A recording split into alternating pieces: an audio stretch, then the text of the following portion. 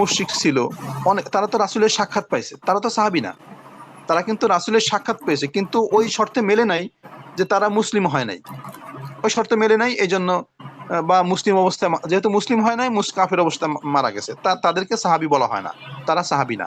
আবার মনে করেন কোন ব্যক্তি রাসূলকে পেয়েছে, আবার মুসলিমও হয়েছে, হওয়ার পরে পরবর্তীতে রাসূল মারা যাওয়ার পরে সে হয়তো ইসলাম ধর্ম ত্যাগ করে চলে গেছে, অন্য ধর্মে চলে গেছে, তাহলে তার কিন্তু তিনটার মধ্যে দুইটা শর্ত মিলছে, সে রাসূলকে সরাসরি পেয়েছে এবং মানে ইসলাম ধর্ম গ্রহণ করেছে, দুইটা মিলছে, কিন্তু তৃতীয় যেটা, তাকে মুসলিম অবস্থায় মারা যেতে হবে, এটা হয় নাই। কারণ রাসূল মারা যাওয়ার পরে আমরা জানি অনেকেই বিপদগামী হয়ে গেছে, কেউ কেউ ইসলাম ধর্ম ত্যাগ করেছে, তারাও কিন্তু তিনটার মধ্যে দুইটা মিলছে, কিন্তু তারাও সাহাবী হিসেবে গণ্য হবে না, তারাও সাহাবী না। দুই ধরনের গেল। আর থাকলো হলো সান্নিধ্য, মনে এটা আপনার ওয়াইস কারণীর নাম শুনেছেন সবাই, এটা নাম আমরা কে না শুনেছি, মায়ের খেদমতের বিষয়ে সবচেয়ে আগে যার নাম আসে উদাহরণ হিসেবে ওয়াইস করণী, উনি কিন্তু তিনটা শর্তের দুইটা তার মিল ছিল, একটা নাই, এই জন্য উনিও সাহাবী হতে পারেন নাই, সাহাবীর মর্যাদা পান নাই। সেটা হলো উনার দুইটা ছিল, যে উনি রাসূলের সময় উনি ইসলাম ধর্ম গ্রহণ করেছেন এবং মুসলিম অবস্থায় মৃত্যুবরণ করেছেন, কিন্তু উনি রাসূলের সময় জন্মগ্রহণ করলেও উনি রাসূলকে সরাসরি রাসূলের সাথে সাক্ষাৎ হয়নি, এই একটা কারণে উনি সাহাবী হন নাই, যদিও তার মর্যাদা অনেক। রাসূল উনার জামা মারা যাওয়ার আগে উনার জামাটা তাকেই দিতে বলেছিলেন, তখন সাহাবীরাও অনেকটা মানে ওই কিছু কিছু হিংসা আছে না, যে বৈধ, উনরা হিংসা করেছিলেন যে কি এমন আমল করে, বা সে কেমন ব্যক্তি যে রাসূল তাকে দেখে নাই, না দেখেই তাকে জামা দিতে বলতেছে, রাসূলের প্রতি তার ভক্তি শ্রদ্ধা বা ইসলামের প্রতি তাহলে কেমন ছিল। এইসব বিষয়ে ঈর্ষা করা যায়, যে আরেকজনের বেশি আমল করে, তাহলে কেন, কি বিষয়ে আমি পারি না কেন, এইসব মানে আরো বেশি পারার জন্য। তো এর কিন্তু এনারও দুইটা মিলছে, একটা মেলে নেই, সেটা হলো রাসূলকে উনি সরাসরি সাক্ষাৎ পাননি, শুধু রাসূলের সঙ্গে দেখা হলেই উনিও কিন্তু সাহাবী হিসেবে গণ্য হয়। এই হলো সাহাবী নিয়ে কথা। আর এখানে যে প্রথা নজির বিধিবদ্ধ আইন, এটা নিয়ে আলোচনা করব না, এটা আমরা আইন বিজ্ঞানে প্রথা নজির বিধিবদ্ধ আইন তিনটা আলোচনা করেছি।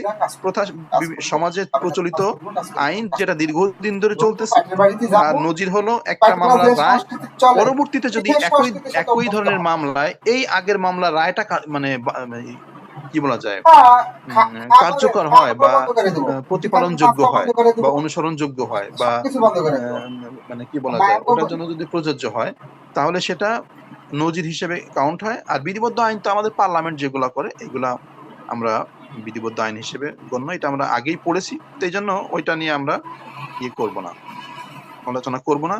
যতটুকু কথা বলেছি এর মধ্যে যে কারো কথা থাকলে আপনারা বলেন। The recording has stopped. Sir আমি তো নজিরের এই ক্লাসটা পাইনি, এখন নজিরটা আমি বুঝতে পারিনি, এটা কি হবে? নজিরটা হলো, মনে করেন এখন দেনমোহর নিয়ে একটা মামলা হয়েছে, বা অনেক আগে হয়েছিল, দেনমোহর নিয়ে মামলা হয়ে ওইটা রায় হয়ে গেছে, তো ওই যে আদালত সুপ্রিম কোর্টে রায় হয়েছে, তো সেটা তো রায়টা রয়ে গেছে। এখন মনে করেন 26 সালে আবার ওই একই ধরনের মামলা, সেম নেচারের মামলা আবার হয়েছে, আরেকটা হয়েছে, অন্যরা করছে, তখন আপনার আইনজীবী বা যিনি মামলা করেছে ওই আইনজীবী ওই মামলার রেফারেন্সটা নিয়ে আসবেন, আদালতকে দেখানো যে বিজ্ঞ আদালত এই দেখেন 5 বছর আগে বা 10 বছর আগে বা 3 বছর আগে বা আরো 50 বছর আগে এই একই ধরনের একটা মামলা হয়েছিল, এই যে সুপ্রিম কোর্ট এই সিদ্ধান্ত দিয়েছিল, এই দেখেন আপনিও এটা দেন, তখন এইটা ওই আদালত গ্রহণ করে ওই অনুযায়ী রায় দেয়। এইটা উনি কিভাবে গ্রহণ করলেন, উনি নজির হিসেবে গ্রহণ করলেন, আগের মামলার রায়টা এই মামলায় সংশ্লিষ্ট যদি হয়, তাহলে সেটা এই দ্বিতীয় মামলার ক্ষেত্রে এটা নজির হিসেবে গণ্য হয়। এই হলো। আসসালামু আলাইকুম স্যার। স্যার ইজমার কি আছে বুঝি নাই, স্যার বিধিবদ্ধ আইন ইসলামী আইন, এখন আপনারা একটা ক্লাস করবেন না, সেটা আমার বোঝাতে হবে, এরকম করে করতে পারবো না। একটা ক্লাস পার্লামেন্ট কর্তৃক প্রণীত আইনগুলাই বিধিবদ্ধ আইন, পার্লামেন্ট যত আইন তৈরি করে সব বিধিবদ্ধ আইন, ব্যাস শেষ, এক কথায় শেষ। স্যার ইজমার কি আছে, আমার একটা প্রশ্ন ছিল স্যার, বুঝি নাই স্যার আমার একটা প্রশ্ন ছিল স্যার। হ্যাঁ দ্রুত বলুন স্যার 1961 এর যেটা এটা হ্যাঁ অ্যাক্ট না, মানে আইন না, কিন্তু আমরা আমরা যে এটাকে মানি মানে এই ওটা বিষয়টা স্যার আমার এখন আমার ওটা আয়ত্তে আসে নাই তো স্যার। ওটা অর্ডিন্যান্স এখনো 1961 এর অর্ডিন্যান্স হিসেবে আছে, কিন্তু ওটা এখন আমরা আইন হিসেবে ওটা আইনি হয়ে গেছে। পরবর্তীতে আদালত তো এটা বাতিল করে নাই, যেহেতু দীর্ঘদিনের সময় অর্ডিন্যান্সটা তো দ্রুত করতে হয়, পার্লামেন্টের এই বিষয়ে তো কথা বলেছে। ওটা ওই সময় পার্লামেন্টে অনুমোদন হয় নাই, উঠানোই হয় নাই। কিন্তু যেহেতু মনে করেন 10 বছর ধরে ওই বিষয় চলতেছে, এর মধ্যে অনেক মামলা হয়ে গেছে, বিচার হয়ে গেছে, রায় হয়ে গেছে, এখন যদি ওইটাকে আইন না ধরেন তাহলে তো ওইগুলো সব অবৈধ হয়ে যাবে। এই জন্য ওটা আইন হিসেবেই আছে। ইজমা কিয়াসের কথা বলেছেন। ইজমা, হ্যাঁ, ইজমা এবং কিয়াস হলো কোন একটা বিষয়, মনে করেন রাসূল যখন মারা গেছেন, রাসূলের পরে সাহাবীরাও চলে গেছে, সাহাবীদের সময় অনেক আইন হয়েছে, ইসলামী আইন, এই সাহাবীদের মন্তব্যগুলো। যেমন আমরা যখন ওই উত্তরাধিকারটা পড়বো, হযরত উমরের সময়, ওনার সময়কালটাই তো ইসলামী আইন বাস্তবায়ন সবচেয়ে বেশি হয়েছে। হযরত উমরের সময় প্রায় 10 বছরেরও বেশি সময় উনি খলিফা ছিলেন বা প্রেসিডেন্ট ছিলেন। খলিফা এবং আমির এর পার্থক্য হলো যে আমির কাকে বলে, খলিফা কাকে বলে। খলিফা হন তিনি যিনি সর্বসম্মতিক্রমে হন, প্রধান, দেশের প্রধান হন, তাকে খলিফা বলে। আর এখন এই যে কুয়েতের যিনি প্রেসিডেন্ট, ওনাকে কুয়েতের আমির বলে বা কাতারের আমির বলে, খলিফা বলে না। কারণ কি, উনি তো হযরত উমারও একটা দেশের প্রেসিডেন্ট ছিল, এখন কুয়েতেরও প্রেসিডেন্ট, ইনাকে আমির বলতেছে। হযরত আবু বকর, উমার, ওসমান, ওনাদেরকে কেন খলিফা বলে?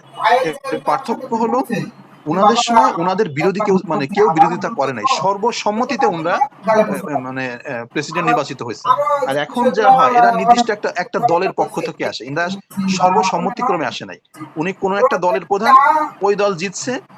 এখন যদি বাংলাদেশেই হয়, বাংলাদেশের যে জামাত ইসলামের প্রধান উনি আমির, উনি তো আমির, উনি কেন খলিফা না? কারণ উনি বাংলাদেশের একটা নির্দিষ্ট দলের প্রধান, অন্যান্য সবাই কিন্তু ওনাকে মানে না, ওনাকে দলের প্রধান মানে না। কিন্তু হযরত উমারকে, আবু বকর, উসমান, আলী সবাই ওনাদের মানত, সর্বসম্মতিক্রমে ওনারা প্রেসিডেন্ট হয়েছিলেন, এই জন্য ওনারা খলিফা। আচ্ছা, ইজমা হলো ওই যখন সাহাবীরাও মারা গেছেন, সাহাবীদের পরে এসে মনে করেন এখন তো সাহাবীও নাই, তাহলে নতুন একটা বিষয় সামনে আসছে যেটা ক্লিয়ার বোঝা যাচ্ছে না, যেটা এটা সমাধান কি হবে। উদাহরণ হিসেবে বলি, এখন দেখেন আইসিটি অ্যাক্ট নতুন হয়েছে। সাহাবীদের সময় কোরআন নাজিল যখন হয়েছে তখন কি আইসিটি অ্যাক্ট ছিল না? রাসূলের সময় ছিল না? সাহাবীদের সময় ছিল না। তারপরে সাহাবীদের পরে যারা সাহাবীদেরকে পেয়েছেন তাদেরকে বলা হয় তাবেই। যারা সাহাবীদেরকে পেয়েছেন, রাসূলকে যারা পেয়েছেন তারা তো সাহাবী সরাসরি, এবং তার বৈশিষ্ট্য বললাম যে কারা কারা সাহাবী। যারা রাসূলকে পান নাই, সাহাবীদের পেয়েছেন, কিন্তু তারা মুসলিমও হয়েছেন, মুসলিম অবস্থায় মারাও গেছেন, কিন্তু সাহাবী পান নাই, রাসূলকে পান নাই, সাহাবীদেরকে পেয়েছেন, এদেরকে বলা হয় তাবেই। আর এরপরে যারা সাহাবীদেরকেও পান নাই কিন্তু তাবেঈদের পেয়েছেন, তাদেরকে বলা হয় তাবেই। তা এই যে সাহাবীদের পরে মনে করেন নতুন একটা বিষয় সামনে আসছে, এটার বিচার কি হবে, এটার সিদ্ধান্ত কি হবে, এই বিষয়ে তো কোরআন হাদিসে স্পষ্ট আমরা বুঝতেছি না, বা ওনারা ট্রেস করতে পারতেছেন না। তখন যারা মুস্তাহিদ, ওই যে কারা মুস্তাহিদ, ওই সময়ের বিজ্ঞ আলেম, সারা বিশ্বের যারা বিজ্ঞ আলেম, ওনারা বসে ডিসিশন দিতেন। এটা হলো ইজমা। অবশ্যই সেই ডিসিশন গুলা শর্ত মেনে হতে হবে, যে কোরআন বিরোধী হতে পারবে না, হাদিস বিরোধী হতে পারবে না, সাহাবীরা যত আইন করে গেছে সেগুলা বিরোধী হতে পারবে না। এই সব শর্তে ওনারা যে ডিসিশন গুলা দিতেন সেগুলো ইসলামী আইন হিসেবে গণ্য, এটা ইজমা। এর পরবর্তীতে যখন তাবেই ওনারাও মারা চলে গেলেন, তখন তো এই যে নতুন নতুন বিষয় তো এসেই যাচ্ছে, তখন আসলো কিয়াস। তখন ওই একই শর্তে যে কোরআন হাদিস এবং কিয়াস এই বিরোধী হবে না, ওনাদের সিদ্ধান্ত বা কোনো একক ব্যক্তির সিদ্ধান্ত, সেটাও কিয়াস হিসেবে গণ্য হয়েছে। আর এখন তো তাবেই তারাও নাই, মানে যারা সাহাবীদেরকে পেয়েছে তারা নাই, যারা তাবেঈদের পেয়েছে তারা নাই, যারা তাবেঈদেরকে পেয়েছে তারাও নাই। তাহলে এখন ইসলামিক স্কলাররা ইনরাও কিন্তু ডিসিশন দিতে পারেন, এটাও ইসলামী আইন হিসেবে গণ্য হবে। আমরা এরপর পরে যাই। আমার একটা শর্ট কোশ্চেন স্যার, 1961 এর ওটা কি আইন হিসেবে গণ্য করব নাকি ওটা ইয়া হিসেবে, মানে কি বলে, আইন হিসেবে? হ্যাঁ, আইন হিসেবে। আচ্ছা ঠিক আছে, অর্ডিন্যান্স না, ওটা আইন হিসেবে লিখবো। ওটা লেখা এখনো অর্ডিন্যান্স হিসেবে আছে, কিন্তু ওটা আইনই আছে, আইন এখনো ওটা লিখতে হয়। আচ্ছা, আমরা আইনি লিখবো না, আপনি ওটা সমস্যা নেই, আপনি অর্ডিন্যান্স লিখলেও সমস্যা নেই, আইন। কিন্তু যদি আপনি কোনো বই ছাপান বা মনে করেন কোনো স্থায়ী কোনো কিছু করতেছেন, সেখানে আপনাকে অর্ডিন্যান্সই লিখতে হবে, যেহেতু ওটা এখনো অর্ডিন্যান্স হিসেবে আছে। ওর নামও এখনই ওই যে 1961 অন অর্ডিন্যান্স। আচ্ছা অর্ডিন্যান্স, হ্যাঁ। কিন্তু আপনি আইন লিখলে ভুল হবে না, ওটা আইন, ওটাও একদম আদালতে কার্যকর হয় এবং ওটা পুরোপুরি আইনের যত বৈশিষ্ট্য সব আছে। Okay sir. স্যার আমার একটা প্রশ্ন আছে স্যার। আরো প্রশ্ন আছে? স্যার প্রশ্নটা হলো স্যার, এখন যে আমাদের ইসলামী স্কলার আছে ওনাদেরকে কি মুস্তাহিদ বলা যাবে? ইসলামিক স্কলার তো বললাম, মুস্তাহিদ তো বলি নাই। এখন ওনাদের সিদ্ধান্ত এটা এখন ওই যে ইজমা কিয়াসের মধ্যে ইজমা হবে তো হবে, সেই পার্ট তো গেছে, কিয়াসের পার্টও গেছে। এখন ইসলামিক স্কলারদের এখন এই যে মনে করেন মোবাইল যখন আসলো প্রথম, আমরা যখন মসজিদে নামাজ পড়ি মোবাইল বাজে, প্রথম দিকে তো কেউ মোবাইল রিসিভ করে না বা মোবাইল কাটেও না, যে নামাজের মধ্যে মোবাইল কাটবে এটা কি হবে। তখন ওই যে দেশের যারা মানে আলেম, বিজ্ঞ আলেম, ওনরা সবাই মিলে সিদ্ধান্ত দিলেন যে হ্যাঁ, মোবাইল বাজ যেহেতু অনেকের ক্ষতি করে, মানে নামাজরত অবস্থায় মোবাইল বাজলে আপনি এক হাত দিয়ে মোবাইলটা অফ করতে পারবেন বা ওই রিং কেটে দিতে পারবেন, এটা পারবেন। প্রথম দিকে কিন্তু এটা কেউ কাটতো না, আমার ভালো করে মনে আছে। রিং বাজলে খুব কষ্ট লাগতো, যে কেন সবার কষ্ট হচ্ছে, রিং বেজে যাচ্ছে। এখন যে ফোন দিচ্ছে সে হয়তো বুঝতেছে না যে নামাজে আছে।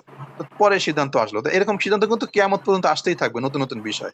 তো ইজমা কিয়াসও নাই, এখন ইসলামিক স্কলারদের সিদ্ধান্ত। এখন এটা তো ইয়ে নাই, আর ইনাদেরকে মুস্তাহিদ ওই অর্থে আসলে বলা যায়।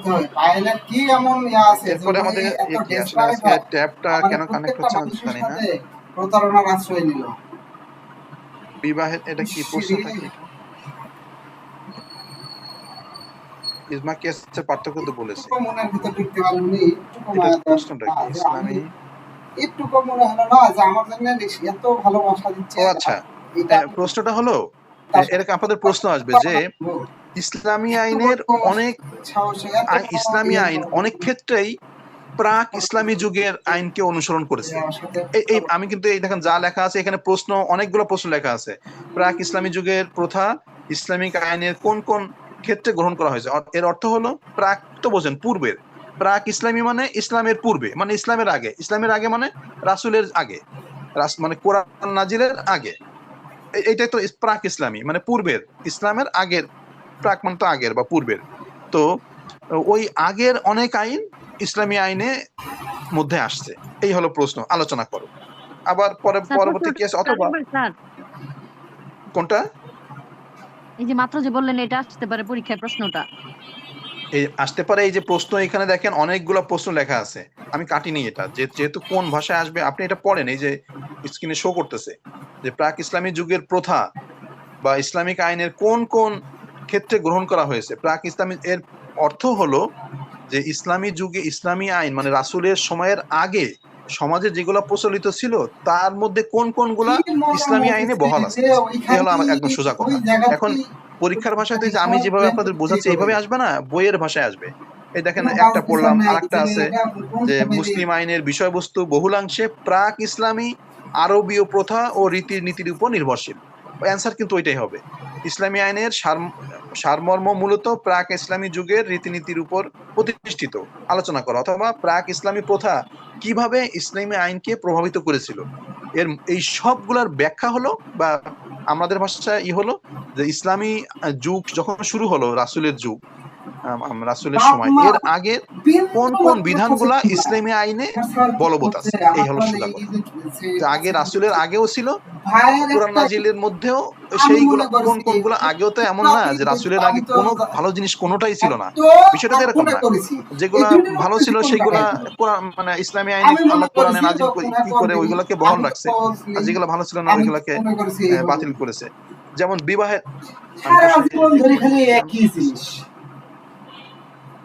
This meeting is being recorded.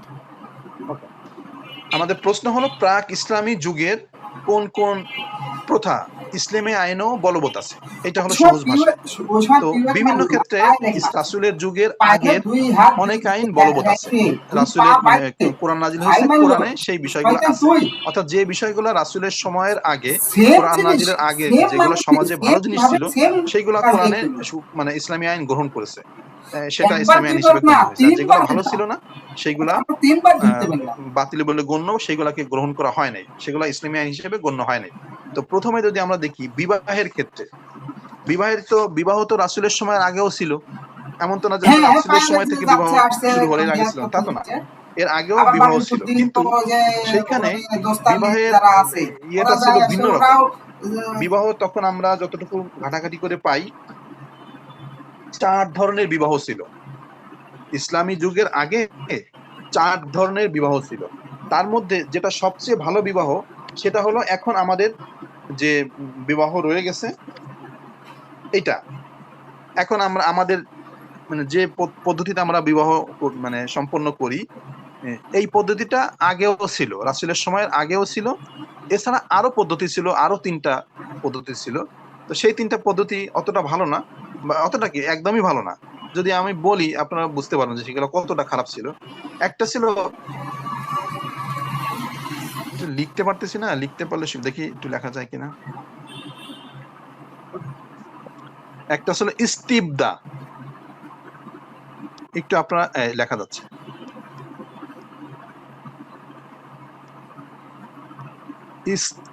এটা ইস্তিবদা, এইটা এক ধরনের ছিল, বিবাহ ছিল। এটা ছিল কিরকম, মনে করেন একজন পুরুষ একজন নারী বিবাহ হয়েছে, এখন উনরা উচ্চ বংশীয় না, ওনারা নর্মাল বা নিম্ন বংশীয়। এখন উনরা চাচ্ছে যে উনাদের ঘরের জন্য উচ্চ বংশীয় সন্তান জন্মগ্রহণ করুক। তখন ওই নারী কি করে, ওই নারীকে অন্য পুরুষে উচ্চ বংশীয় কোনো পুরুষের কাছে যেতে দেয়, অর্থাৎ ওই নারী উচ্চ বংশীয় কোনো পুরুষের সঙ্গে শারীরিক সম্পর্ক করতে থাকে। এই সময় তার যে স্বামী, তার সাথে তার শারীরিক সম্পর্ক বন্ধ থাকে। তো যখন সে সন্তান কনসেপ্ট করলে তখন সে আবার স্বামীর বাড়িতে চলে আসে বা স্বামীর সংসারী করা শুরু করে। তো ওর পেটে যে সন্তান আসলো এটা তো উচ্চ বংশীয় কোনো পুরুষের মাধ্যমে আসছে, আসার পরে এই যে সন্তান হয় এটা উচ্চ বংশীয় সন্তান হিসেবে ওরা গ্রহণ করে। তো এইটা মূলত কোনো বিবাহ না, এটা সমাজে প্রচলিত ছিল, ওরা মনে করতো যে এটাও একটা বিবাহ, এটা ওরা মনে করতো। তো আসলে তো এটা কোনো বিবাহ না। একজন নারী বিয়ে হয়েছে, তা সে স্বামী ছেড়ে আরেকজনের কাছে যাচ্ছে, সেইখান থেকে সন্তান ধারণ করে আসতেছে, এটা তো মূলত কোনো বিবাহ না। কিন্তু সমাজে প্রথাটা এমন ছিল, মনে করতো যে এটাও একটা বিবাহ। এটা একটা ছিল ইস্তিবদা। এরপরে আরেকটা ছিল, ওটার নামটা ভুলে গেছি কি জন্য, ওটা হলো কোনো নারী একাধিক পুরুষের সাথে তার হয় নাই, তার হয়তো এই যে গতানুগতিক যে বিয়ে, এই বিবাহ হয় নাই, সে বিবাহ ছাড়াই একাধিক পুরুষের সাথে শারীরিক সম্পর্ক করতেছে। করার পরে সে সন্তান কনসেপ্ট করলো, সন্তান জন্ম হওয়ার পরে সে ওই যত পুরুষের সাথে মেলামেশা করছে তাদেরকে সবাইকে ডাকতো, ডেকে, অবশ্য এখানে শর্ত ছিল যে 10 জনের বেশি হবে না, 10 জনের কম পুরুষ, 10 জনের বেশি হলে আবার অন্য নিয়মে চলে যাবে। ওদেরকে সবাইকে ডেকে যার সাথে এই সন্তানের চেহারার মিল থাকতো ও ঘোষণা দিত যে তুমি হলো এর বাবা। এটা আরেক ধরনের বিবাহ ছিল। এটা মূলত বিবাহ না, কিন্তু সমাজে এটা মনে করতো এটা এক ধরনের, ওরা বৈধ মনে করতো। ওই সময় আগে যেটা বললাম ইস্তিবদা, ওটা ওরা বৈধ মনে করতো, এটা ওরা বৈধ মনে করতো। আর ফাইনালি আরেকটা ছিল পতাকাবাহী নারী, পতাকাবাহী নারী। দ্বিতীয়টা না, একটা আরবি শব্দ আছে, আমি নামটা মূলত ভুলে গেছি। আর লাস্ট হলো পতাকাবাহী নারী।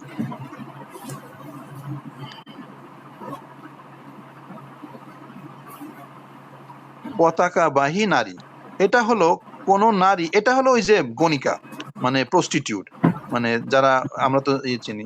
ইনি কি করতেন, উনি উনার বাড়ির সামনে নির্দিষ্ট কোনো, ওটা বুঝতো, একটা ফ্ল্যাগ বা পতাকা টাঙায় রাখতো। এই টাঙায় রাখার অর্থ হলো যে কোনো পুরুষ তার কাছে যেতে পারবে, এই পতাকা টাঙানোর অর্থ এটা। তো তার কাছে যে কোনো পুরুষ যেত, গেলে সে হতো ওই যে কি বলে, এক সময় তো গর্ভধারণ করলে তখন এখানে 10-এর লিমিটেশন নাই, এটা 10-এর বেশি, মানে আরো বেশি। যখন সন্তান হতো তখন ও দেখতো যে মানে সমাজের, মানে ওই সে তো প্রচুর মানুষের সঙ্গে মেলামেশা করছে, কার সাথে ওর চেহারা মিল আছে, তখন তাকেই তার বাবা হিসেবে গণ্য করতো। এই ধরনের ইয়েগুলো ছিল। তো এইগুলা ইসলাম গ্রহণ করে নাই, যেটা আমরা এখন প্রচলিত আছে যে এক পক্ষ আমরা প্রস্তাব দেই, আর এক পক্ষ প্রস্তাব গ্রহণ করে, সাক্ষী থাকে, উভয় পক্ষের গার্ডিয়ানরাও থাকে। এটাও ছিল ওখানে বিবাহ, সেটাকে ইসলাম গ্রহণ করেছে। তো এটাও প্রাক ইসলামী যুগে ছিল এই বিবাহের ইয়েটা। এটা বোঝাতে যে অনেক কিছু বলে ফেলছে না। প্রশ্ন নাই স্যার বলেন না, প্রশ্ন নাই, আগে কথা বলেন পরে। প্রশ্ন থাকলে পরে। আচ্ছা, এরপরে একাধিক বিবাহের ক্ষেত্রে, এটাও ইসলামী যুগে এখনো তো আছে একাধিক বিবাহ। আমাদের দেশে এটাকে ভালো চোখে দেখে না, কিন্তু মধ্যপ্রাচ্যে ওদের নর্মাল। একজন ওয়াইফ সে নিজে থেকে তার স্বামীকে আরেক জায়গায় বিয়ে দিচ্ছে, ওটা ওদের জন্য নর্মাল হয়ে গেছে। একাধিক বিবাহ আগেও ছিল, ইসলামী যুগের আগে, রাসূলের যুগের আগে, তারপরেও আছে। সাহাবীরা, আমার মনে হয় 2-1 জন সাহাবী ছাড়া লক্ষ লক্ষ সাহাবীর সব মানে ম্যাক্সিমামই ওনাদের একাধিক বিবাহ করা। রাসূলের নিজেরও স্ত্রী মনে হয় কত, সর্বমোট 11 জন ছিল। তো এখনো সর্বোচ্চ রাসূলের জন্য যে বিধান, আমাদের সাধারণের জন্য সেই বিধান এক না। এই জন্য কেউ যদি মনে করে যে আমারও এখনো কেউ 11 বিবাহ করতে পারবে, অবৈধ। 4 জন সর্বোচ্চ করা যাবে। রাসূলের জন্য তাহাজ্জুদের নামাজ ফরজ ছিল, আমাদের জন্য কিন্তু ফরজ না। রাসূলের ইসলামী আইন আর আমাদের ইসলামী আইনের মধ্যে পার্থক্য আছে। আচ্ছা, একাধিক বিবাহ আগেও ছিল, এখনো আছে। এটাও পূর্ব থেকে নিছে, এটাও প্রাক ইসলামী যুগ থেকে নেওয়া হয়েছে। ডিভোর্স, এটা আগেও ছিল, এখনো আছে। ইসলামী যুগের আগেও ডিভোর্স ছিল, এখনো আছে। তারপরে দান করা, তারপর বিবাহের সমাজে দেনমোহর দেওয়া। যদিও দেনমোহরটা ইসলামী যুগের আগে একটু পিকুলিয়ার সিস্টেম ছিল, তখন দেনমোহরটা পেতে হলো মেয়ের বাবা। ইসলামী যুগের আগে যে দেনমোহরটা নির্ধারণ করা হতো, সেটা পেত মূলত মেয়ের বাবা। কিন্তু ইসলামী আইন এসে বললো যে না, এটা মেয়ের অধিকার, ওই স্ত্রীর অধিকার, যার বিয়ে হচ্ছে এটা সে পাবে, এটা মেয়ের বাবা পাবে কেন। এটা চেঞ্জ হয়েছে, কিন্তু দেনমোহর আগেও ছিল, এখনো আছে। এটা এই দিক দিয়ে মিল আছে, কিন্তু আগে পেত বাবা, এখন স্ত্রী যিনি হন তিনি নিজেই পান। আচ্ছা, উত্তরাধিকার আগেও ছিল, এখনো ছিল, যদিও পার্থক্য আছে। যেমন রাসূলের যুগের আগে নারীরা উত্তরাধিকার পেত না, এখন রাসূলের যুগের পরে নারীরাও উত্তরাধিকার হয়। এরকম এইগুলা দিয়ে আপনারা যদি লেখেন, তাহলে প্রাক ইসলামী যুগের আইন, মানে ইসলামী যুগেও যেগুলা বাস্তবায়ন হয়েছে বা কার্যকর হয়েছে, সেগুলা একটা ভালো অ্যান্সার আপনারা দিতে পারবেন। স্তরের পরে আপনাদের প্রশ্ন নিচ্ছি। ইসলামী আইনের স্তর অলরেডি অনেক সহজ হয়ে যাবে, অনেক কিছু আমরা পড়াই ফেলেছি। যে আমরা ইসলামিক আইনের স্তর, প্রাথমিক স্তর যদি বলি, সেটা হলো কোরআন এবং হাদিস, অর্থাৎ রাসূলের মৃত্যু পর্যন্ত কোরআন এবং হাদিস, এই দুইটা যে আমল, যতদিন কোরআন নাজিল হয়েছে 23 বছর যাবত, রাসূলের 40 বছর থেকে শুরু করে 63 বছর পর্যন্ত, মৃত্যু পর্যন্ত যতদিন কোরআন নাজিল হয়েছে এইটা, এবং কোরআন নাজিল হওয়ার পরেও রাসূল যত কথা বলে গেছেন, যত কাজ করে গেছেন, যত কিছু অনুমোদন করে গেছেন, এগুলো সব প্রাথমিক যুগের। অর্থাৎ কোরআন এবং হাদিসের বিধানগুলো মূলত ইসলামের প্রাথমিক যুগ। এইটা আপনারা শুধু এই দুইটা আলোচনা করবেন, কোরআন এবং, আমরা একটু আগে আলোচনা করেছি, কোরআন এবং হাদিস, এই দুইটা বিষয় আলোচনা করবেন। প্রাথমিক যুগ আলোচনা করা হয়ে গেল। দ্বিতীয় যুগ হলো তাবেঈদের যুগ।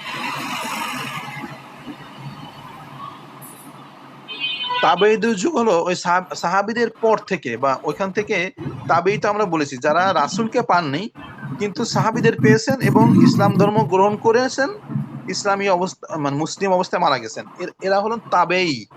তাবেঈটা এরকম লেখে, কলম কই গেল,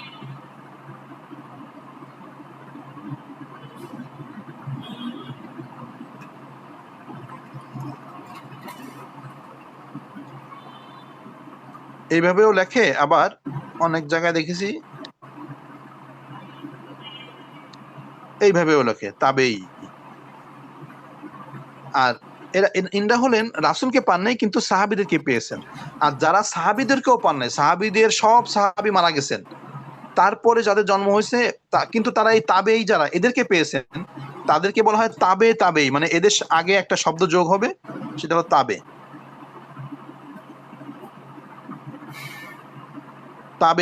মানে তাবেঈদের পরে যারা আসছেন, তারা সাহাবীদের, রাসূলকে তো পাননি, রাসূল মারা যাওয়ার পরে সব সাহাবী মারা গেছে, কিন্তু তারা তাবেঈ যারা তাদেরকে পেয়েছেন এবং ইসলাম ধর্ম গ্রহণ, ইসলাম মানে মুসলিম অবস্থায় মৃত্যুবরণ করেছেন, তারা হলেন তাবেঈ। তো এই যে তাবেঈটা, এইটা হলো দ্বিতীয় যুগ বলতেছে, এটা হলো দ্বিতীয় যুগ।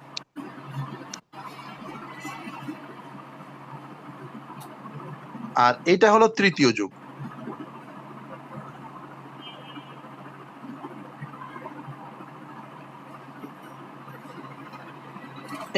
এই ইয়েগুলা আলোচনা করবেন। আর তাবেঈদের পরে, ইনাদের পরে আজ পর্যন্ত টিল নাও এবং কিয়ামত পর্যন্ত যা থাকবে এইগুলো সব শেষ যুগ।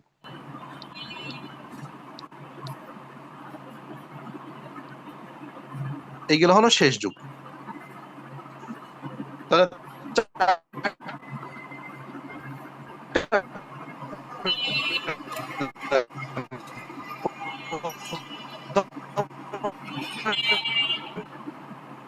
এক নম্বর এটা হলো, আর এক তো কোরআন হাদিস।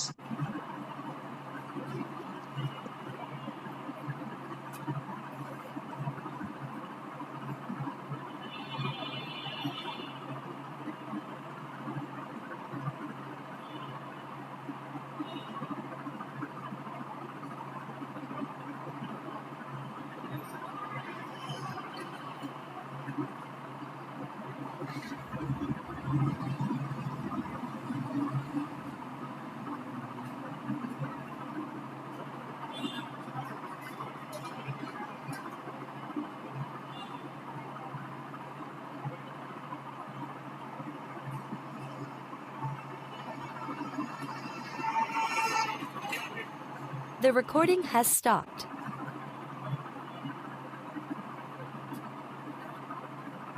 আচ্ছা, আমাকে শুনতে পাচ্ছেন সবাই? আর একটা ফোন এসে গেছিল। এবার শুনতে পাচ্ছি জি স্যার, এখন শুনতে পাচ্ছি। একটা পয়েন্ট বলেন, এগুলো যে প্রাথমিক স্তর থেকে, এগুলা প্রাথমিক স্তর মানে কোরআন এবং হাদিস। রাইট। শুনেন, ওই যে আরেকটা ফোন আসছে, আমি তো আজকে ফোনে কথা বলতে মানে ক্লাস নিচ্ছি, এই জন্য ওই ফোন আসতেছে আর এই সমস্যা হয়ে যাচ্ছে। আশা করি এটা এই যে কোরআন এবং হাদিস, তাবেই আর শেষ যুগে 4টা যুগ। আপনারা প্রথমে কোরআন হাদিস নিয়ে আলোচনা কথা বলবেন, তারপরে কোরআন হাদিসের পরে সাহাবীদের পরে এই যুগটা ওনারা এইটাকে দ্বিতীয় যুগ হিসাবে, আর তারপরে সাহাবীদের তাবেঈদের পরে যারা তাবেই তাদেরকে নিয়ে তৃতীয় যুগ, আর তাদের পর তারা যখন সবাই মারা গেছে তারপর থেকে আজ পর্যন্ত সব হলো শেষ যুগ। এই 4টা যুগ আমরা স্যার ওখানে যে লেখছেন প্রাথমিক স্তর, ওইটা লিখবো না কোরআন হাদিস লিখবো? এই তো মানে প্রাথমিক স্তর লিখে মূলত কোরআন হাদিস লিখবেন যে প্রাথমিক স্তর মূলত কোরআন এবং হাদিসের যে যুগটা, সেটা মানে কোরআন নাজিল হয়েছে যে সময়টা, প্লাস রাসূল যতদিন বেঁচে ছিল এই সময়টা, এই রাসূলের যুগ এটা, প্লাস এর মধ্যে সাহাবীদের যুগও ইনক্লুড আছে। এই সময়টা যত আইন হয়েছে এইগুলো সব প্রাথমিক স্তরের আইন। ঠিক আছে, এইভাবে লিখতে হবে। স্যার শেষেরটা কি লিখবো? শেষ যুগ যেটা, ওটা কি লিখবো? শেষ যুগ হলো ওই যে তাবেই যারা তাবেই মানে ওনাদের রাসূল, ওই যে সাহাবীদের পরে তাবেই যে যুগ ছিল, তাবেইরা যখন সবাই মারা গেছে তারপরে শুরু হয়েছে তাবেই। উন্না যখন সবাই মারা গেছে তারপর থেকে শুরু হয়েছে শেষ যুগ। এরপরে ওই যে এখন তো আর ওই তাবেই উন্নাও কেউ নাই, এখন একদম শেষ পর্যন্ত আরো যতদিন থাকবে ওই শেষ যুগ হিসেবেই চলবে। স্যার শেষ স্তরে স্যার কি লেখা যায় স্যার, মানে কি এক্সপ্লেইন করব কি স্যার? এখানে ইসলামী আইন যেগুলো হয়েছে, এই যে গভর্নমেন্ট যেগুলো, আবারও ফোন আসছে, একটু সামান্য।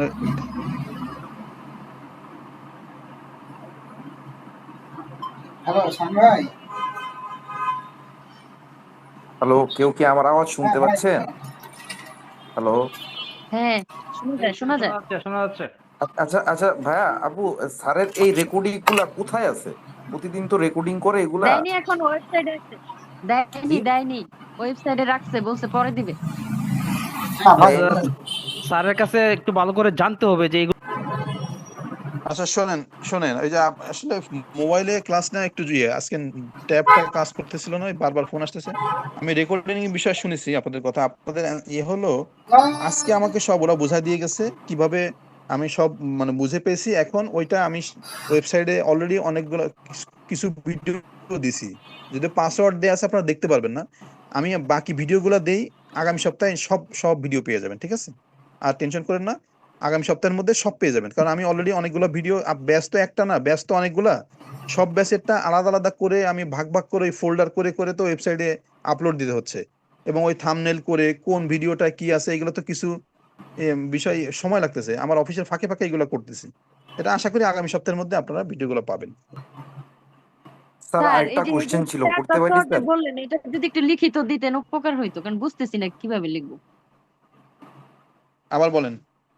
এই যে স্যার 4টা স্তর লিখলেন না, ওখানে লিখছেন প্রাথমিক হ্যাঁ স্তর, আর নিচে বলছেন যে কোরআন ও হাদিস। আবার ওখানে লিখছেন দ্বিতীয় স্তর, নিচে লিখছেন তাবেই। এই যে তাবেই লিখে কি লিখবো ডিটেলসে, ওটা যদি একটু লিখিত আকারে দিতেন উপকার হইতো।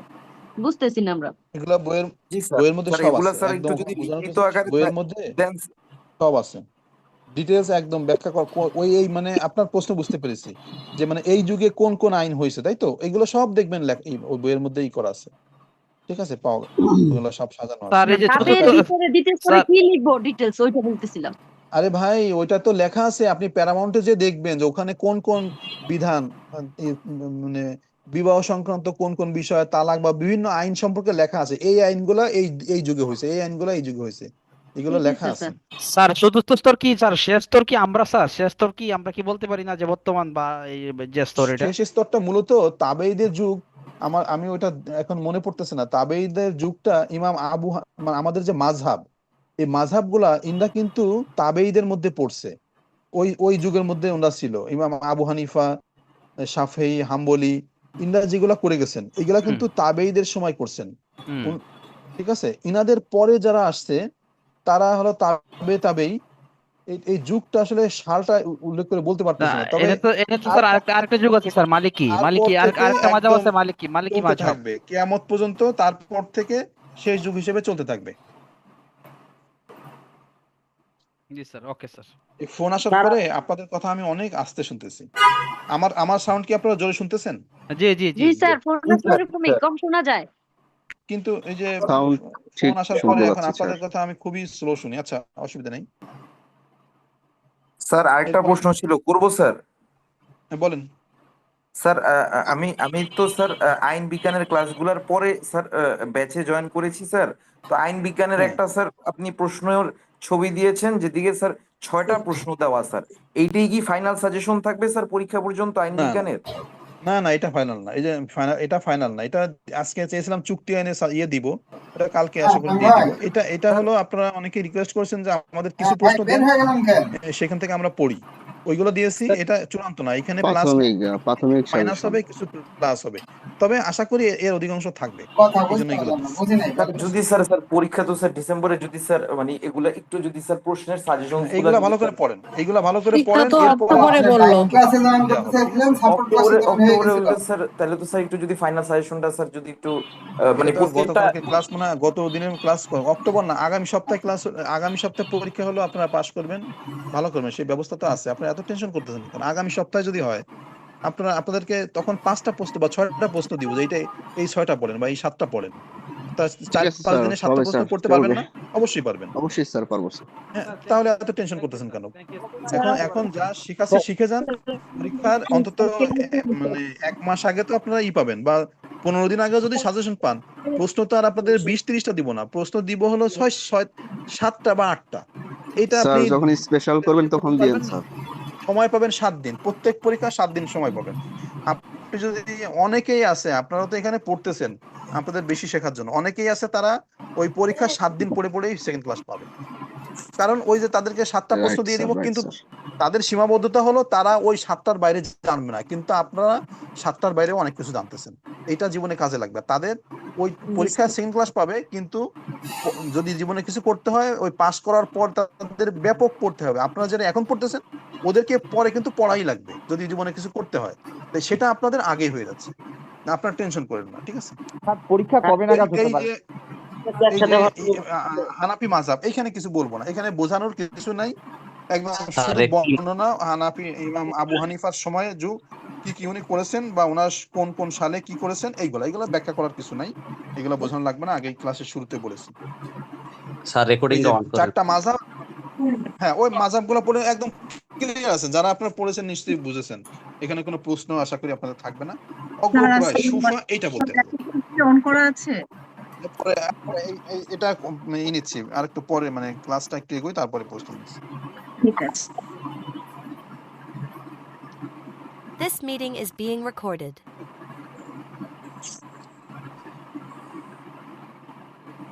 অগ্রক্রয় বা সুফা, আরবিতে বলে সুফা। এই যে আবার বাম সাইডে দেখা যাচ্ছে অগ্রক্রয়। যদি আমরা আমাদের ভাষায় বলি যে অগ্রক্রয়টা কি, প্রিএমশন, ইংরেজিতে বলে প্রিএমশন। প্রিএমশনটা কি, এটা আমরা ইসলামী আইনেও পাই, অন্য আইনেও পাবো।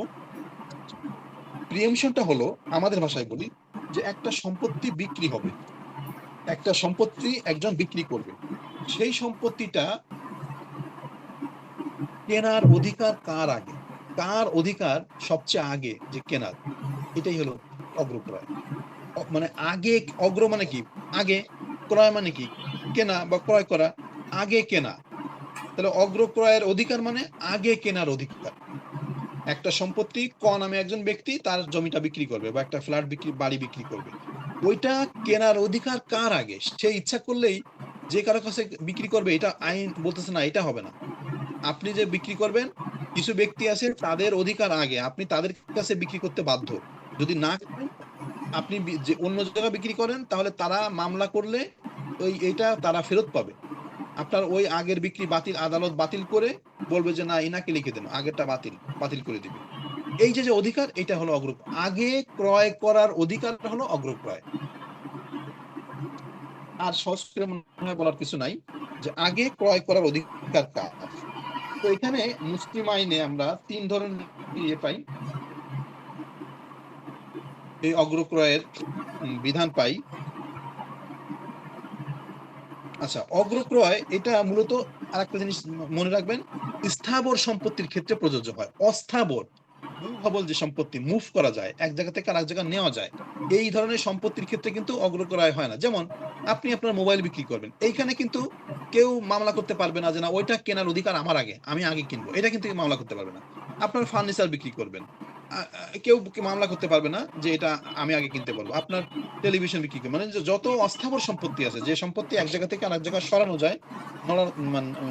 যায়, স্থানান্তর করা যায়, তাকে অস্থাবর সম্পত্তি বলে। মুভেবল, ইংলিশে বলে মুভেবল প্রপার্টি। এই সম্পত্তির ক্ষেত্রে কিন্তু অগ্রক্রয়ের বিধান প্রযোজ্য হয় না।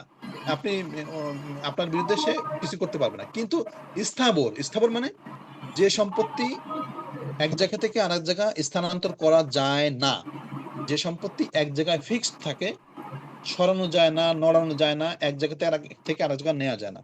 আপনার একটা জমি আছে, এটা তো নিতে পারবেন না এক জায়গা থেকে আরেক জায়গায়। হয়তো ভবিষ্যতে প্রযুক্তি আসতে পারে যে আপনার সম্পত্তি বা আপনার 20 তলা বিল্ডিং আপনি ইসে থেকে, বাড্ডা থেকে সরায়ে ইসে নিয়ে গেলেন, কুড়িল নিয়ে গেলেন, হয়তো একসময় এই 300 ফিটে নিয়ে গেলেন, বা মানে এরকম কোথাও পছন্দ মতো জায়গা নিয়ে হয়তো আসতে পারে, তখন কিন্তু এইগুলোও অস্থাবর সম্পত্তি হয়ে যাবে। কিন্তু এখন পর্যন্ত জমি, তারপরে ফ্ল্যাট, বাড়ি বা বিল্ডিং, এইগুলো সব স্থাবর সম্পত্তি হিসেবে গণ্য। এই সব ক্ষেত্রে শুধুমাত্র অগ্রক্রয়ের বিধান প্রযোজ্য হয়। অর্থাৎ আপনি আপনার একটা জমি বিক্রি করবেন, ইচ্ছা করলে আপনি যে কারো কাছে বিক্রি করতে পারবেন না। আপনি আপনার ফ্ল্যাট বিক্রি করবেন, আপনার বিল্ডিং বিক্রি করবেন, আপনার গোডাউন যেগুলো স্থায়ী, কোনো ঘর বিক্রি করবেন, ইচ্ছা করলে আপনি যে কোনো ব্যক্তির কাছে বিক্রি করতে পারবেন না, এখানে আইন বাধা দিবে। তো এখানে কি বলছে, 3 শ্রেণীর ব্যক্তি অগ্রক্রয়ের অধিকার দাবি করতে পারে। 3 শ্রেণীর ব্যক্তি এই অধিকার দাবি করতে পারে। প্রথমে হলো আপনার যারা শরিক, আপনার যারা ওয়ারিশ, আপনার শরিক বা ওয়ারিশ যারা, তারা হলো প্রথম। আপনি যদি সম্পত্তি বিক্রি করেন, প্রথমে আপনার ছেলে মেয়ে, আপনার স্বামী বা আপনার স্ত্রী অথবা আপনার পিতা মাতা, মানে যারা আপনি মারা গেলে যারা আপনার শরিক হবে, ওয়ারিশ হবে, এরা, অথবা আপনার সাথে একই কি বলে, একই সম্পত্তি, মানে আপনার নামেও আছে, আপনার ভাইয়ের নামেও আছে, এরকম। এই যে এই সকল হলে এই ওয়ারিশ বা শরিক, ইনরা সিরিয়ালে 1 নাম্বার। আপনি কোনো সম্পত্তি বিক্রি করলে আগে ইনাদের কাছে বিক্রি করতে হবে।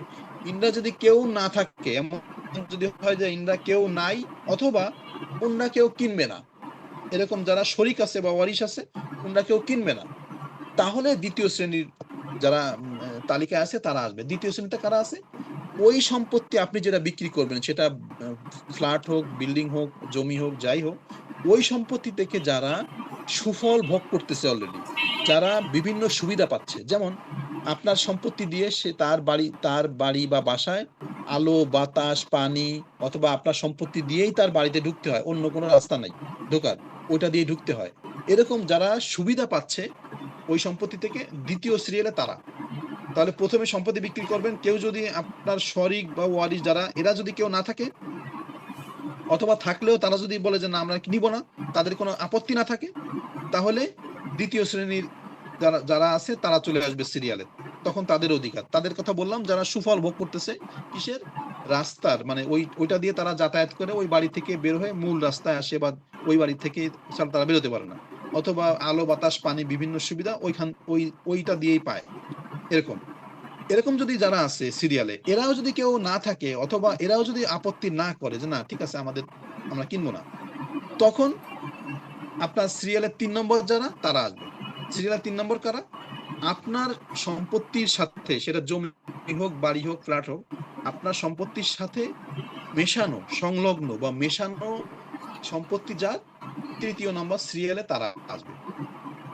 ঠিক আছে, যদি এরাও না আসে কেউ, অথবা কিনতে না চায়, তাহলে আপনি ওপেন পৃথিবীর যে কোনো ব্যক্তির কাছে বিক্রি করতে পারবেন। কিন্তু এদেরকে টপ করে যদি আপনি অন্য কোনো ব্যক্তির কাছে বিক্রি করেন, তাহলে ইনরা ইচ্ছা করলে মামলা করতে পারবেন যে এটা আমাদের অধিকার। প্রথমে ওই যে শরিক বা ওয়ারিশ উনরা মামলা করার অধিকার ওনাদের আগে, উনরা যদি কেউ না করেন তাহলে দ্বিতীয় তালিকা যারা আছে তারা মামলা করবেন। এরাও যদি কেউ না থাকে বা মামলা না করে, তাহলে তৃতীয় যারা আছে তারা কি করবেন, এই মামলা দায়ের করবেন। এই হলো অগ্রক্রয়ের বিধান। বাদ বাকি আপনারা নিজেরা আসলে পড়লে বুঝতে পারবেন। এখানে ওই যে বললাম যে স্থাবর সম্পত্তির ক্ষেত্রে প্রযোজ্য হয়, অস্থাবর সম্পত্তির ক্ষেত্রে প্রযোজ্য হয় না, এটা মানুষের ব্যক্তিগত অধিকার। অগ্রক্রয় মামলা কখন করবেন, এখানে দেখতেছি যে অবগত হওয়ার পরে। অবগত হওয়া মানে, অবগত হওয়া বলতে ওই যে জমি দলিল রেজিস্ট্রি হয়ে গেল, ওইটা একটা অবগত হওয়ার সুযোগ থাকে। আরেকটা হলো হয়তো গোপনে রেজিস্ট্রি করছে, জানেন না, তাহলে ওই যে ব্যক্তি যেদিন দখলে নিচ্ছে, হয়তো গোপনে রেজিস্ট্রি করছে, আপনি তো জানতে পারেননি, আপনার কাছে বিক্রি করবে না, আপনাকে তো জানায় দলিল করবে না, ঠিক আছে করুক, কিন্তু ওই ব্যক্তিকে তো বোঝাই দিবে, সে তো দখলে নিবে, যখন দখলে নিবে সেই দিন থেকে 2 মাসের মধ্যেই করবেন। আরেকটা বিধান আছে যে রেজিস্ট্রি হওয়ার তামাদি আইনে 3 বছরের মধ্যে মামলা করা যায়। এই বিধানগুলো একটু ভালো করে দেখে নেবেন। এরপরে কি আছে, অগ্রক্রয়ের শর্ত অধিকার প্রয়োগ করার জন্য আনুষ্ঠানিক তো বললাম, এতক্ষণ যা বলেছি আমি সামারি আকারে টোটালটা বলেছি। আর লাস্টে একজন মুসলিম কি হিন্দু তার বিরুদ্ধে অগ্রক্রয়ের অধিকার প্রয়োগ করতে পারে? হ্যাঁ পারে, এখানে আইন কোনো বাধা দেয় না। যে সম্পত্তি কোনো মুসলমানের না হিন্দুর, এটা আইন বাধা দেয় না। ওই আপনি একজন মনে করেন হিন্দু ব্যক্তি, তার বাড়ির পাশে আপনার বাড়ি, আপনি তার বিরুদ্ধে মামলা করতে পারেন। সে যদি অন্য তার শরিক না বা থার্ড পার্সন, তৃতীয় কোনো ব্যক্তির কাছে বিক্রি করে আপনাকে বলে নাই, তাহলে আপনি মামলা করতে পারবেন, হিন্দুর জমি হলেও তার বিরুদ্ধে। এখানে একটা ব্যতিক্রম বিষয় আছে, সেটা হলো অগ্রক্রয়ের মামলায় 3টা পক্ষ হয়। নরমালি মামলায় তো পক্ষ 2টা, বাদী আর বিবাদী, অথবা ফরিয়াদি আসামি। ফৌজদারি হলে ফরিয়াদি আসামি, দেওয়ানি হলে বাদী বিবাদী। কিন্তু এইখানে 3টা পক্ষ হয়, বাদী একজন হয়, এটা তো দেওয়ানি প্রকৃতির মামলা, বাদী একজন হয় আর বিবাদী হয় 2জন। দুইজন বলতে দুইটা পক্ষ বিবাদী হয়, 2জন না, ওখানে বেশি হতে পারে, পক্ষই 2টা হয়, বিবাদী পক্ষ আর বাদী পক্ষ একটা। বাদী পক্ষ তো ওই যে 3টা সিরিয়াল বললাম, ওনরা যে কোনো 1 নম্বর হবে, না হলে 1 নম্বর না থাকলে 2 নম্বর, তারা না থাকলে 3 নম্বর ওনরা হবে। আর বিবাদী হবে ওই সম্পত্তিটার যিনি মূল মালিক, যিনি বিক্রি করেছেন, তাকে একটা পক্ষ করতে হবে বিবাদী। আবার ওই সম্পত্তিটা যার কাছে বিক্রি করেছেন, যিনি কিনেছেন, তাকে আরেকটা বিবাদী করতে হবে, 2টা বিবাদী করতে হয়। এই হলো এর ব্যতিক্রম। অগ্রক্রয় সম্পর্কে আর কিছু বলার নাই। ফাইনালি যেটা বলবো, এটা ইন্টারেস্টিং বিষয়। এটা কি কখন, আচ্ছা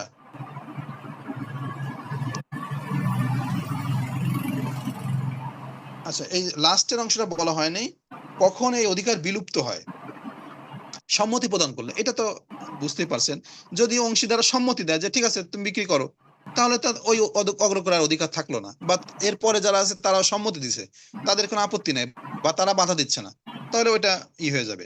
আপোষ করলে, যদি আপোষ করে যে ঠিক আছে আমি এটা বিক্রি করব, তুমি কিছু বলবে না, তোমার ওই যে কোনো ধরনের আপোষ ওরা করে নিল, তাহলে সেটাও থাকবে না, অধিকার বিলুপ্ত হবে অগ্রক্রয়ের অধিকার। অগ্রক্রয়ের অধিকার নেই এমন ব্যক্তিকে বাদী পক্ষভুক্ত করলে, যার এই যে 3টা সিরিয়ালের কথা বললাম, এর বাইরে যদি অন্য কোনো ব্যক্তি বাদী হিসেবে মামলা করে, তাহলে এইটা হবে না। এটা তাই বলছে, তামাদি মেয়াদ শেষ হয়ে গেলে ওই নির্দিষ্ট সময়ের পরে মামলা করলে হবে না, আর সমগ্র সম্পত্তি ক্রয় করতে হবে। এটা হলো ওই যে সম্পত্তিটা বিক্রি করছে, মনে করেন ওটা 50% জমি, আপনি যদি বলেন যে না আমি এখান থেকে 30% নিব, হবে না। ওই অগ্রক্রয় মামলা করতে গেলে আপনাকে বলতে হবে যে আমি ওই 50% আমি কিনবো, এটা দিয়ে মামলা করতে হবে। আপনি সম্পূর্ণ না করলে আপনাকে ওইটা বলবে যে এটা অধিকার বাতিল। এইটা হলো ইন্টারেস্টিং বিষয়। এটা আমাদের আজকে শেষ বিষয়ে মুসলিম আইনের বৈধতা স্বীকৃতি।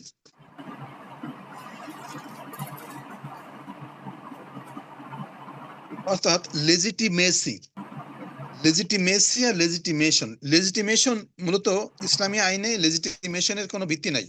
বৈধ করার মানে যে সন্তানের পিতৃ পরিচয় পাওয়া যাচ্ছে না তাকে বৈধ করার একটা পদ্ধতি সাক্ষ্য আইনে আছে, মুসলিম আইনে এরকম কোনো বিধান নাই, সাক্ষ্য আইনে আছে। তো সেই বিষয়গুলো আমরা যদি একটু আলোচনা করি, কোন সন্তান জন্ম লাভ করার সময় বা জন্ম লাভ করার পূর্ব থেকে তার পিতামাতার মধ্যে বিবাহ বন্ধনের অস্তিত্ব প্রমাণের মাধ্যমে সাব্যস্ত করা না গেলে স্বীকৃতির প্রশ্ন আসে।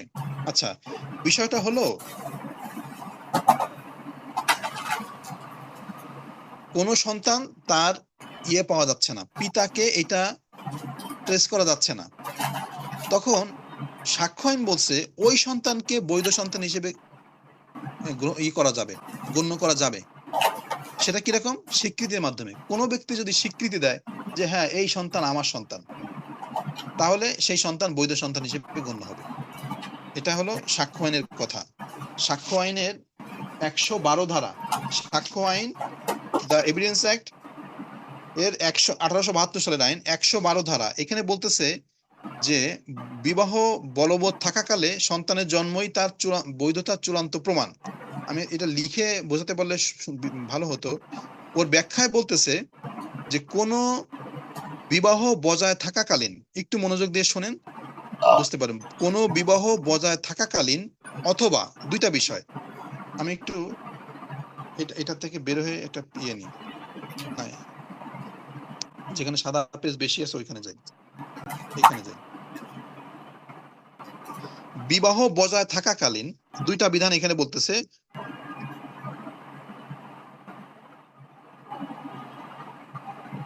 শান্তি পাওয়া লেখা যাচ্ছে না। বিবাহ বজায় থাকাকালীন অথবা বিবাহ বিচ্ছেদের পরে 280 দিনের মধ্যে যদি সেই নারীর অন্য কোথাও বিবাহ না হয়, এর মধ্যে যদি সন্তান হয়, তাহলে এই সন্তান তার যে স্বামী ছিল আগে তার সন্তান হিসেবে গণ্য হবে। রিপিট করি, এটা বোর্ড লিখে বোঝালে ক্লিয়ার বোঝা যায়, প্রয়োজনে নেক্সট ক্লাসে আমরা আবার পড়বো। এটা দুইটা বিধান বলেছি যে কোন নারীর বিবাহ, আচ্ছা আমি দুইটা আলাদা আলাদা করে শেষ করি। একটা বিধান বলছে যে কোন সাক্ষ্য আইনের 112 ধারা, কোন নারীর বিবাহ বজায় থাকাকালীন তার যদি কোনো সন্তান হয়, তাহলে তার যে বিবাহ যেহেতু বজায় আছে, তার যে স্বামী, ওই স্বামীর সন্তান বলেই গণ্য হবে। এটা বলছে 1 নম্বর। এখন এর মধ্যে কিন্তু সমস্যা আছে। সমস্যা আছে কি? আইন বলতেছে যে কোনো মেয়ের, কোনো নারীর বিবাহ আছে, তার স্বামী আছে, এই অবস্থায় যদি তার সন্তান হয়, এই সন্তান এই স্বামীর বলেই গণ্য হবে। সমস্যাটা হলো, মনে করেন ক নামে একজন নারীর আজকে বিয়া হয়েছে, বিয়া হয়ে কালকেই তার বাচ্চা হয়েছে। এটা আমরা পত্রপত্রিকায়, ফেসবুকে বিভিন্ন সময় দেখি যে তার হয়তো আগে অন্য কোনো ছেলের সাথে সম্পর্ক ছিল, সেখানে তার শারীরিক ফিজিক্যাল রিলেশন হয়েছে, তার পেটে আসছে, সন্তান আসছে, ওই অবস্থায় গোপন করে বিয়ে করছে, বিবাহের 2-3 মাস পরেই বাচ্চা হয়ে গেছে। এখন সাক্ষ্য আইনে 12 ধারাতে বলছে যে তার যার স্বামী বর্তমান আছে, সন্তান হলে তার সন্তান বলে গণ্য হবে। তাহলে এই যে বিয়ের 2 মাস পরে বা 2 দিন পরে বাচ্চা হলো, এই বাচ্চা সাক্ষ্য আইন অনুযায়ী এই যে স্বামীর সাথে এখন সে আছে, এই স্বামীর বৈধ সন্তান হিসেবে গণ্য হবে। তো এটা কি আসলে ঠিক? এটা তো ঠিক না। ওই যে আইন বলে দিল যে যেহেতু তার স্বামী আছে, স্বামী থাকা অবস্থায় সন্তান হলে তার এই স্বামীর সন্তান বলেই বৈধ সন্তান হিসেবে গণ্য হবে। তাহলে এটা এর মধ্যে ফাঁক আছে। দ্বিতীয়টা বলছে যে একজনের ডিভোর্স হয়ে গেল, এক নারীর হওয়ার পরে 280 দিনের মধ্যে তার অন্য কোথাও বিবাহ হলো না, এই অবস্থায় এই 280 দিনের মধ্যে যদি তার সন্তান হয়, তাহলে ওই যার সাথে ডিভোর্স হয়েছে সে তার সন্তান হিসেবে গণ্য হবে। এখানেও প্রবলেম আছে। প্রবলেমটা কি? যে 280 দিন বলতে কত? 280 দিন মানে তো 9 মাস, তাই না? 9 মাসেরও বেশি। 9 মাসেরও বেশি, তা একটা নর্মাল বাচ্চা কিন্তু 7 মাসে হয়ে যেতে পারে, হয়ে যায়। এর নিচে হলে প্রিমেচিউর বেবি হয়, কিন্তু 7 মাস প্লাস বা 8 মাসে তো নর্মাল বেবি হয়। আমার কথা বললে তো মনে করেন একজন নারীর আজকে ডিভোর্স হলো, ডিভোর্স হয়ে যাওয়ার পরে কালকেই বা 1 সপ্তাহ পরে তার অন্য কোনো বিয়ে হলো না, কিন্তু অন্য একজনের সাথে তার ফিজিক্যাল রিলেশন হলো এবং বাচ্চা কনসিভ করলো।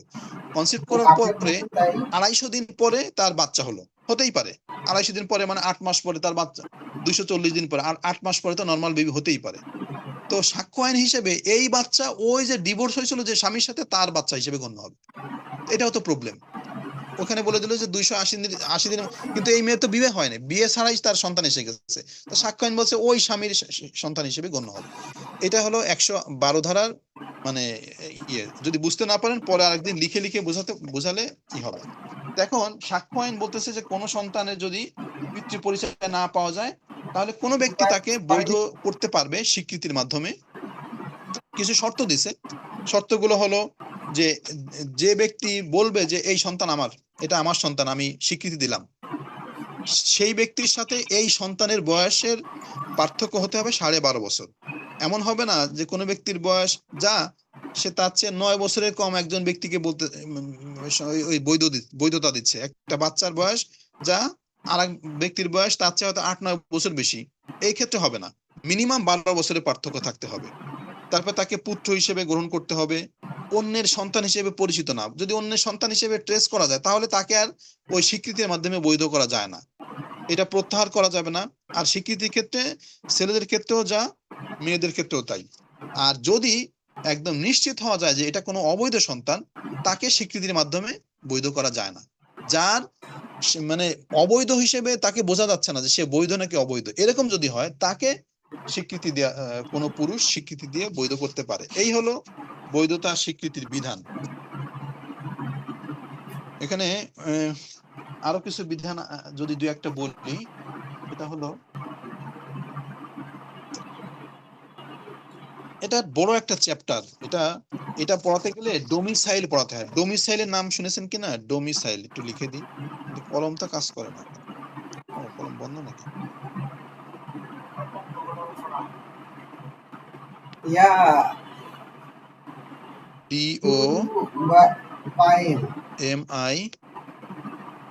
DOMICILE, ডোমিসাইল, ডোমিসিল বা ডোমিসাইল যেটাই বলেন।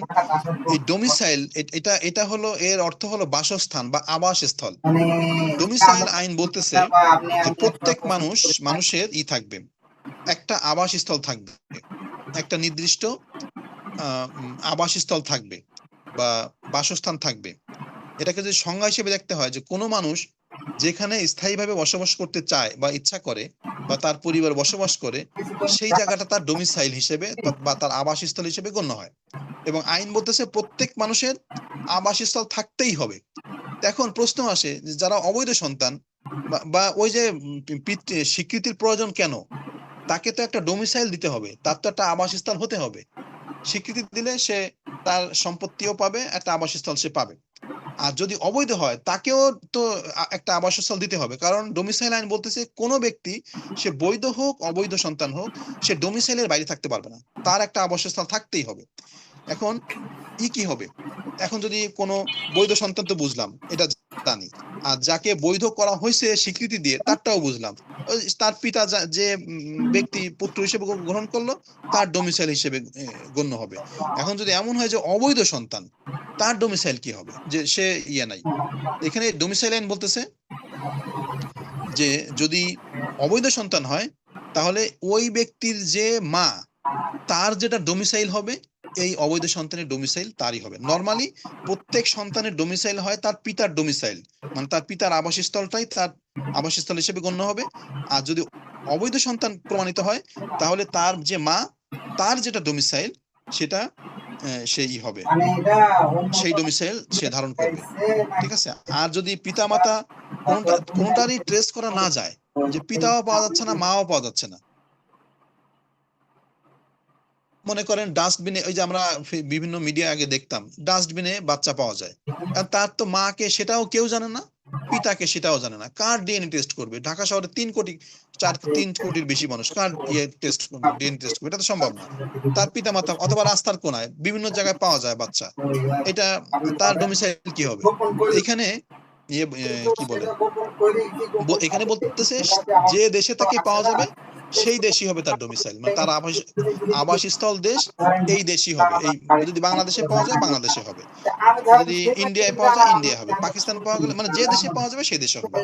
আর সর্বশেষ প্রশ্ন হলো যদি নো ম্যানস ল্যান্ডে হয়, যে আমরা জানেন যে বিভিন্ন দেশের মাঝখানে কিছু জায়গা থাকে নো ম্যানস, এটা কোনো দেশের না। অনেক জায়গা মেশানো থাকে, অনেক জায়গা ফাঁকা থাকে, অনেক লম্বা চওড়া জায়গা ফাঁকা থাকে, যে এটা ইন্ডিয়ারও না বাংলাদেশেরও না, ফাঁকা মাঝখানে, দুই দেশের মাঝখানে যদি ওই জায়গায় পাওয়া যায় তাহলে কি হবে? এই জায়গা এইখানে বিধান হলো যে দেশের নাগরিক তাকে কুড়ায় পাবে সেই দেশের ডোমিসাইল সে ধারণ করবে, সেই দেশে তার বাসস্থান বা আবাসস্থল হিসেবে গণ্য হবে।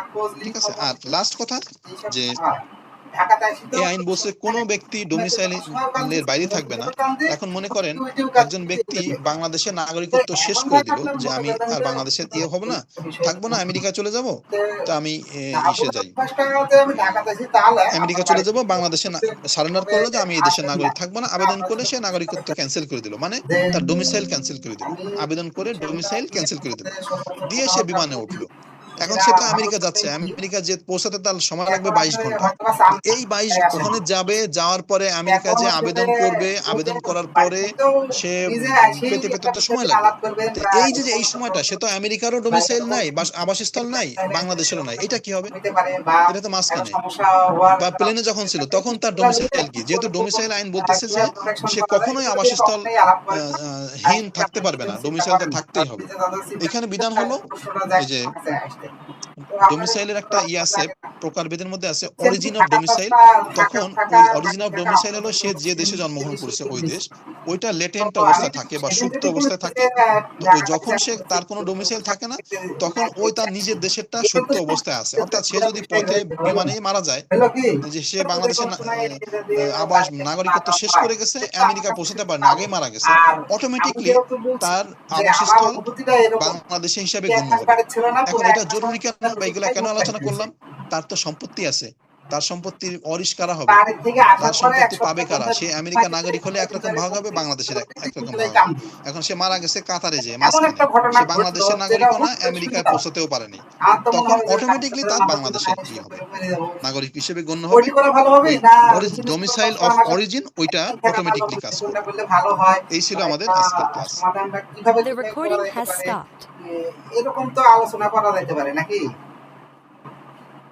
বলেন, আমার আরো একটা প্রোগ্রাম আছে, একটু দ্রুত বলবেন। জি স্যার, আমার একটা কোশ্চেন ছিল, সেটা হচ্ছে আমার চাচা একটা জমি বিক্রি করেছিল। এখন জমিটি যদি আমরা ফেরত নিতে চাই, সেক্ষেত্রে কি আমরা অগ্রপয় আইনে কি মামলা করলে ফেরত পাবো? রাইট, হ্যাঁ, আপনি দেওয়ানি আদালতে যে অগ্রক্রয়ের মামলা করবেন, যেহেতু আপনার চাচা, আপনারা তো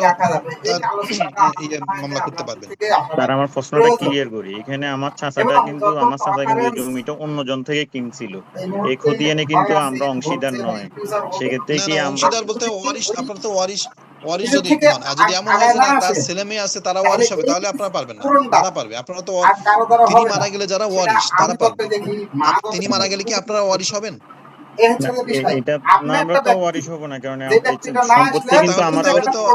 তাহলে হচ্ছে না, আপনি অংশীদারও না, ওয়ারিশও না, তাহলে তো সম্পত্তিটা আমাদের বাড়ির সম্পত্তি। এর জন্য আরেকটা জিনিস স্যার আমি ক্লিয়ার করি, যদি আপনাদের বাড়ির সম্পত্তি হয় তাহলে আপনারা ওই আপনাদের 3 নম্বর সিরিয়াল তো আছে, তাহলে আপনারা পারবেন 3 নম্বর সিরিয়াল অনুযায়ী।